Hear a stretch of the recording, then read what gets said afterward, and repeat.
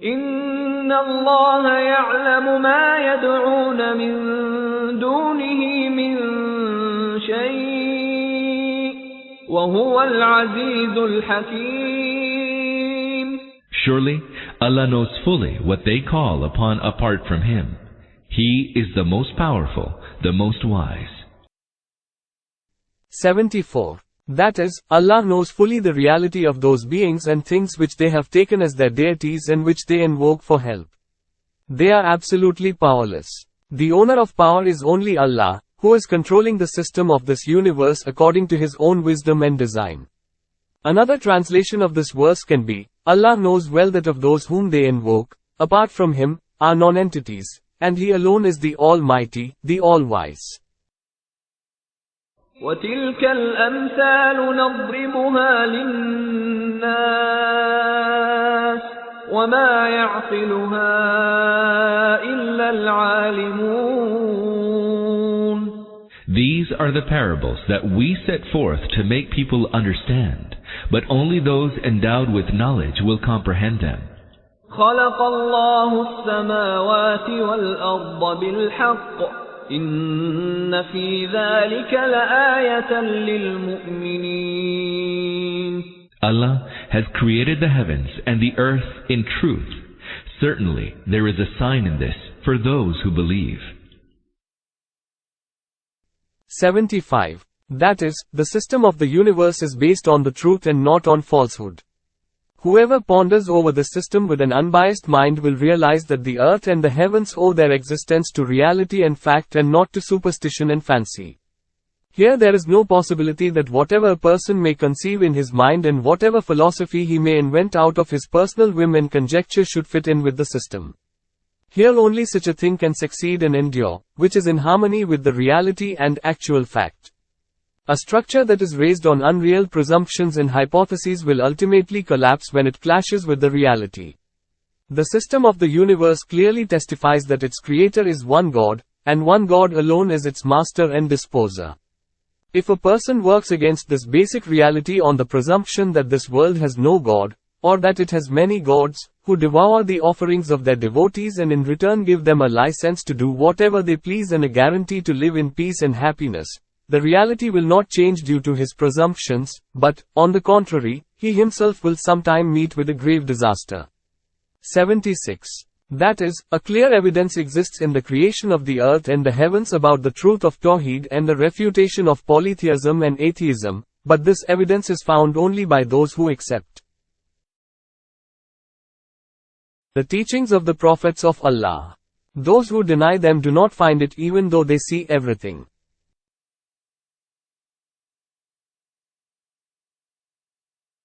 أتل ما أوحي إليك من الكتاب وأقم الصلاة إن الصلاة تنهى عن الفحشاء والمنكر ولذكر الله أكبر والله يعلم ما تصنعون. O Prophet, recite the book that has been revealed to you, and establish prayer. Surely, prayer forbids indecency and evil, and Allah's remembrance is of even greater merit. Allah knows all that you do. 77. The address apparently is directed to the Prophet, peace be upon him, but, in fact, it is meant for all the believers. Until now they were being counseled patience and reliance on Allah to brave the extreme trying conditions in which they found themselves, and the persecutions they were being subjected to on account of their faith. Now they are being told to recite the Quran and establish the Salat as a practical device, for these are the two things which endow a believer with a strong character and a wonderful capacity by which he can not only brave successfully the most violent storms of evil and falsehood but can even subdue them. But man can acquire this power from the recitation of the Quran and the prayer only when he does not remain content with the mere recital of the words but also understands well the Quranic teachings and absorbs them in his soul. And his prayer does not remain confined to physical movements but becomes the very function of his heart and the motive force for his morals and character. The desired quality of the prayer is being mentioned by the Quran itself in the next sentence. As for its recitation, one should know that the recitation which does not reach the heart beyond the throat, cannot even give man enough power to remain steadfast to his faith, not to speak of enabling him to withstand the furies of unbelief. About such people, a hadith says, they will recite the Quran, but the Quran will not go beyond their throats. They will leave the faith just as the arrow leaves the bow. Bukhari, Muslim, Muwatta. As a matter of fact, the recitation which does not affect any change in a man's way of thinking, and his morals and character, and he goes on doing what the Quran forbids, is not the recitation of a believer at all. About such a one the Prophet, peace be upon him, has said, he who makes lawful what the Quran has declared unlawful, has not believed in the Quran at all. Tirmidhi. Such a recitation does not reform and strengthen a man's self and spirit, but makes him even more stubborn against Allah and impudent before his own conscience, and destroys his character altogether. For the case of the person who believes in the Quran as a divine book, reads it and comes to know what his God has enjoined, and then goes on violating his injunctions, is of the culprit, who commits a crime not due to ignorance but after full knowledge of the law. The Prophet, peace be upon him, has elucidated this point in a brief sentence. Thus, the Quran is a testimony in your favor as well as against you, Muslim. That is, if you follow the Quran rightly, it is a testimony in your favor. Whenever you are called to account for your deeds, here or in the hereafter, you can produce the Quran as a testimony in your defense, saying that whatever you did was in accordance with this book. If what you did was precisely according to it, no jurist in the world will be able to punish you, nor will God in the hereafter hold you accountable for it.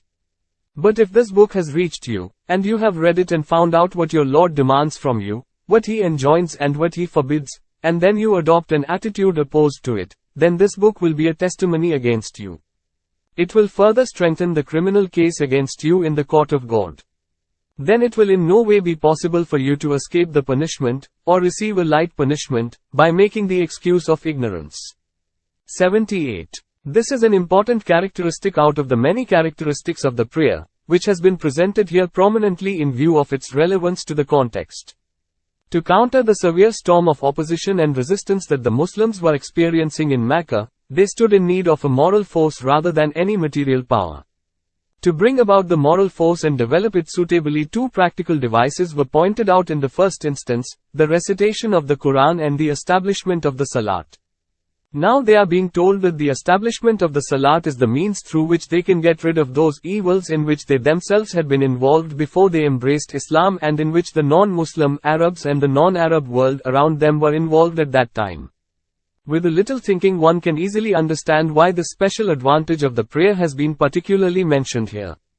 Evidently, getting rid of the moral evils is not only useful insofar as it is beneficial for those who attain the moral purity, both here and in the hereafter, but its inevitable advantage is that it gives them unique superiority over those who might be involved in diverse moral evils, and who might be exerting their utmost to sustain the impure system of ignorance, which nourishes those evils, against the efforts of the morally pure people.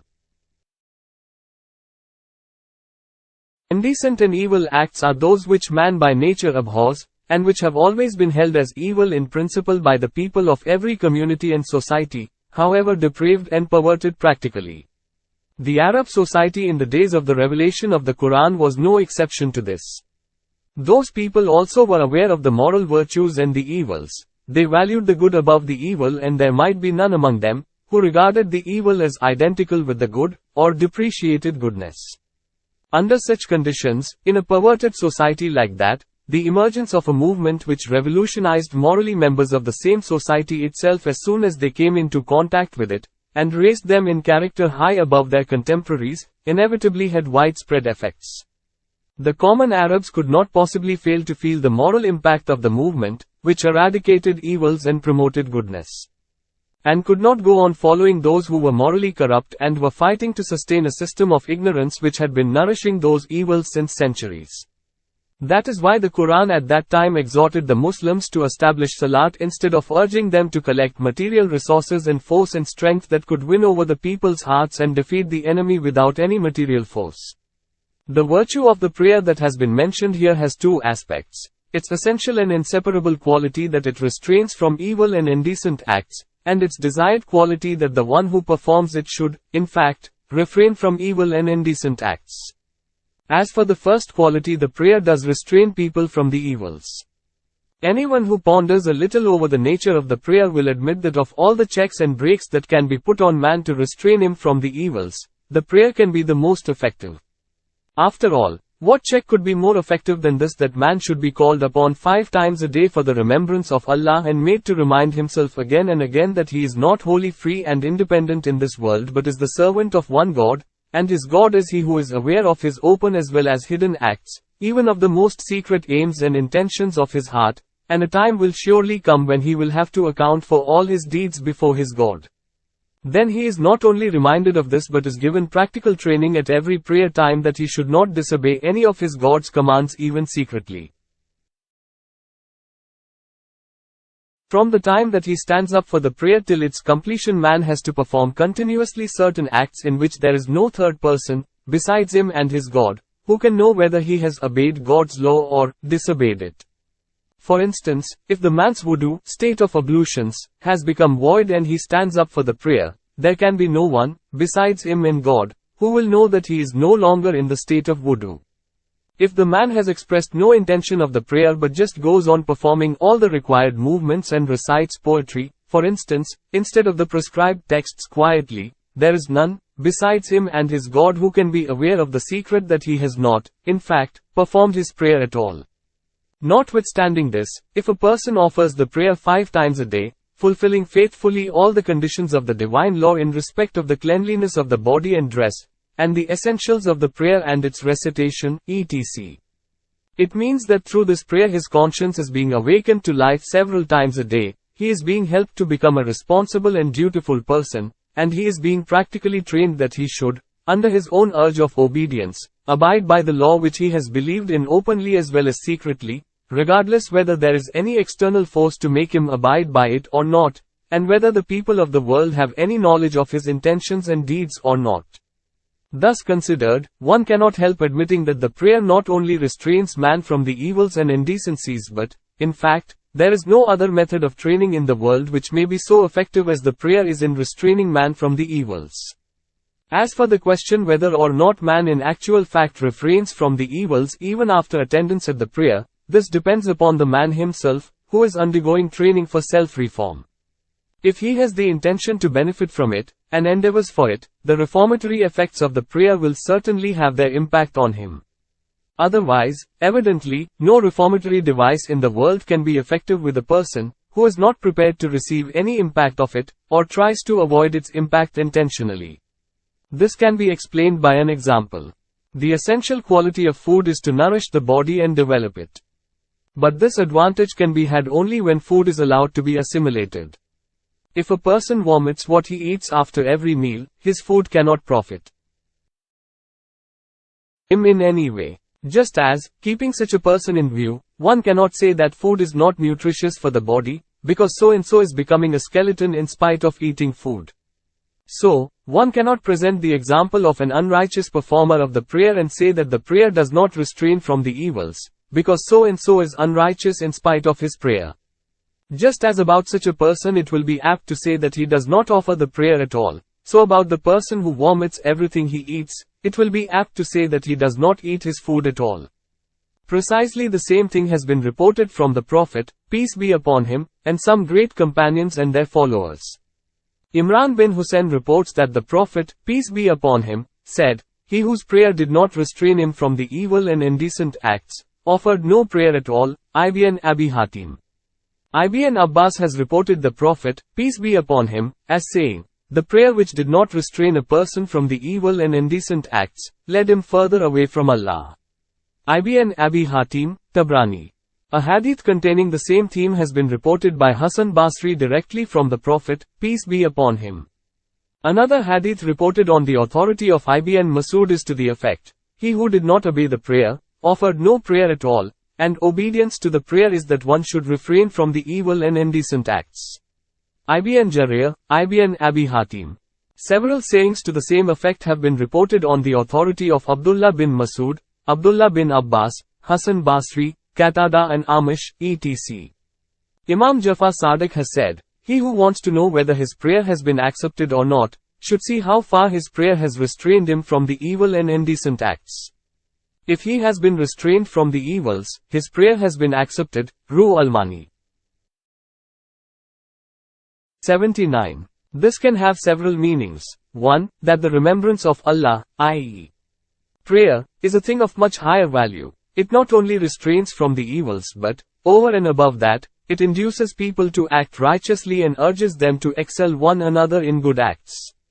2. That Allah's remembrance in itself is a great thing. It is the best of acts. No act of man is greater in value than this. 3. That Allah's remembrance of you is a greater thing than your remembrance of Him. Allah has said in the Quran, "So remember me, I will remember you." Surah Al-Baqarah, Ayat 156. Thus, when the servant remembers Allah in the prayer, inevitably Allah also will remember him, and the merit of Allah's remembering His servant is certainly greater than the servant's remembering Allah. Besides these three meanings, there is another subtle meaning also, which the wife of Abu Darda has explained. She says, Allah's remembrance is not restricted to the prayer, but its sphere is much vaster.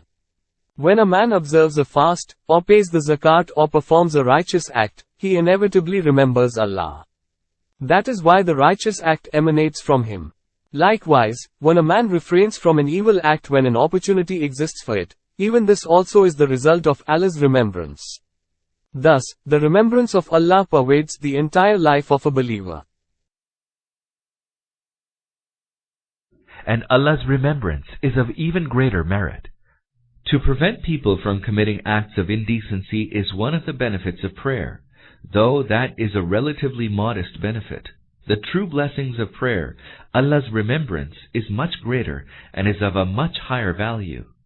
ولا تجادلوا أهل الكتاب إلا بالتي هي أحسن إلا الذين ظلموا منهم وقولوا آمنا بالذي أنزل إلينا وأنزل إليكم وإلهنا وإلهكم واحد ونحن له مسلمون. Argue not with the people of the book except in the fairest manner, unless it be those of them that are utterly unjust. Say to them, we believe in what was revealed to us and what was revealed to you. One is our God and your God, and we are those who submit ourselves to Him. 80. It should be noted that a little below in this surah the people are being exhorted to migrate. At that time Habash was the only place of safety to which the Muslims could migrate, and Habash in those days was under the domination of the Christians. Therefore, in these verses the Muslims are being instructed as to how they should argue and discuss matters concerning religion with the people of the book when such an occasion arises. 81. That is, the discussion should be conducted rationally, in a civilized and decent language, so that the ideas of the other person may be reformed. The preacher's main aim should be to appeal to the addressee's heart, convey the truth to him and bring him to the right path. He should not fight like a wrestler whose only object is to defeat his opponent. He should rather conduct himself like a physician who is ever cautious not to cause the patient's ailment to worsen by any of his own mistakes, and tries to cure him with the least possible trouble.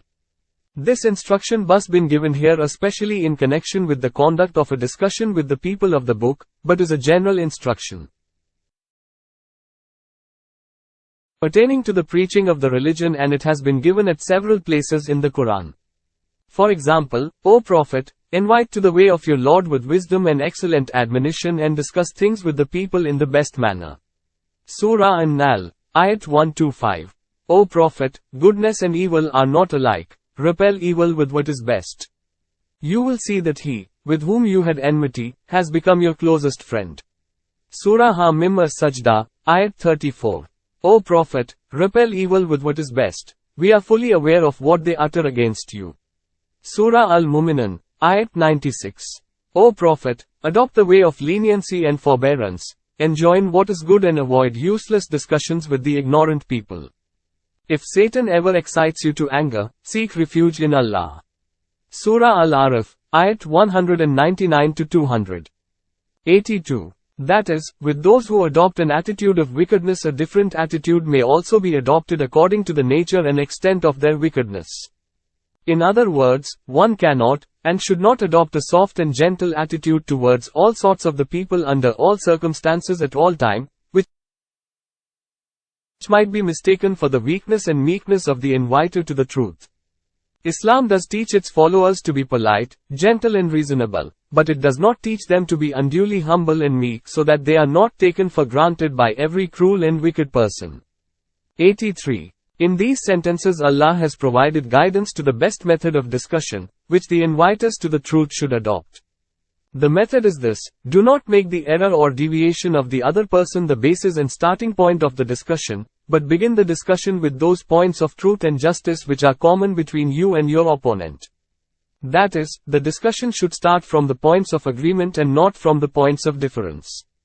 Then, arguing from the agreed points, the addressee should be made to understand that, in the matter of the things in which you differ, your stand is in conformity with the agreed points whereas his stand is contradictory to them. In this connection, one should bear in mind the fact that the people of the book did not deny revelation, prophethood and Tawheed, like the polytheists of Arabia, but believed in these realities just like the Muslims. After agreement on these basic things, the main thing that could become the basis of difference between them could be that the Muslim would not believe in the divine scriptures sent down to themselves, and would declare them disbelievers if they did not believe in it. This would have been a strong basis of their conflict. But the Muslims had a different stand. They believed as true all those books that were with the people of the book, and then also had believed in the revelation that had been sent down to the Prophet Muhammad, peace be upon him. After this it was for the people of the book to tell the rational ground for which they believed in one book sent by Allah and rejected the other. That is why Allah here has instructed the Muslims that whenever they have to deal with the people of the book, they should first of all present before them this very point of view in a positive manner. Say to them, we believe in the same God in whom you believe and we are obedient to him. We have submitted ourselves to all those commands and injunctions and teachings that have come from him, whether they were sent down to you, or to us. We are obedient servants of God and not of a country or a community or a race, that we should submit to God's command when it is sent down in one place and reject it when it is sent down in another place. This thing has been repeated at several places in the Quran and particularly in relation to the people of the book, it has been presented forcefully. For this, see, Surah Al-Baqarah, Ayats 4, 136, 177, 285, Surah Al-Imran, Ayat 84, Surah An-Nisa, Ayats 136, 150 to 152, 162 to 164, Surah Ash-Shura, Ayat 13.